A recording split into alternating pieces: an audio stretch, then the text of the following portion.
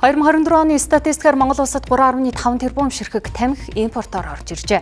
Үүнийг нийт хүн амын тоотой харьцуулаад үзэх юм бол Монгол нэг хүн бүрт 1000 ширхэг янжуур тамхи ноогдож байна. Энэ нь манай улсад тамхины хэрэглээ ямар өндөр байгааг харуулж байгаа. Гэтэл Евразийн худалдааны хэлцээрд тамхины гайлын татварын 30%-ийг тэг болгох заалт тусгасан байна. Манай улсын зах зээл дээр худалдаалагдаж байгаа янжуур тамхины 60%-ийг нь бүгд найрамдах Солонгос улсаас, за 35%-ийг нь Казахстан улсаас, 5%-ийг нь бусад зах зээлээс бүрддэг гэсэн мэдээлэл байна. За гэтэл Евразийн худалдааны төр гэрээнд импортын тамхины гайлын 30% татварыг тэглэх заалт оруулсан байгаа нь за хүн амын эрүүл мэндэд ноцтой эрсдэл дагуулж за нэг хайрцаг янжуур тамхи талхнаас хямд үнээр худалдаалагдах боломжийг бүрдүүлж байна гэж шүүмжилж байна. Энэ заалт болохоор нөгөө бараа бүтээгдэхүүний лист гайлын татвараас чөлөөлөгдөн гэдэг дээр ангиллаараа ундаа тамхи хоёрыг хамттан тавьсан байгаа. За ундаа тамхи болвол гайлын татвараас чөлөөлөгдөнө гэдэг.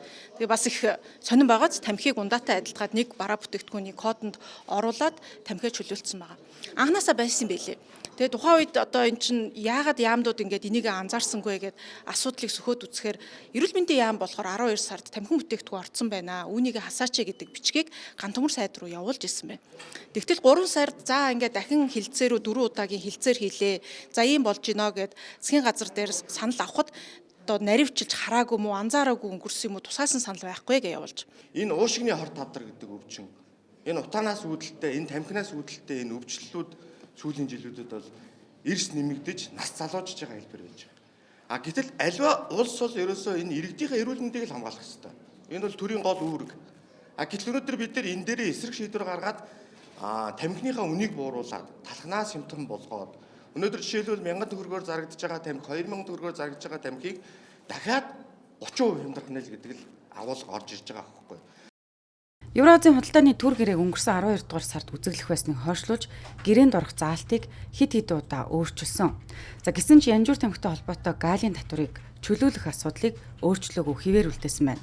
За ялангуяа хүнс хөдөө аж ахуй хөнгөн үйлдвэрийн яам, эдийн засаг хөгжлийн яам энэ асуудалд онцгой анхаарал хандуулах үүрэгтэй юм а. За учир нь хүнс хөдөө аж ахуй хөнгөн үйлдвэрийн яам тамхины импортын зөвшөөрлөг олгодог эрхийг эзэмшиж байгаа.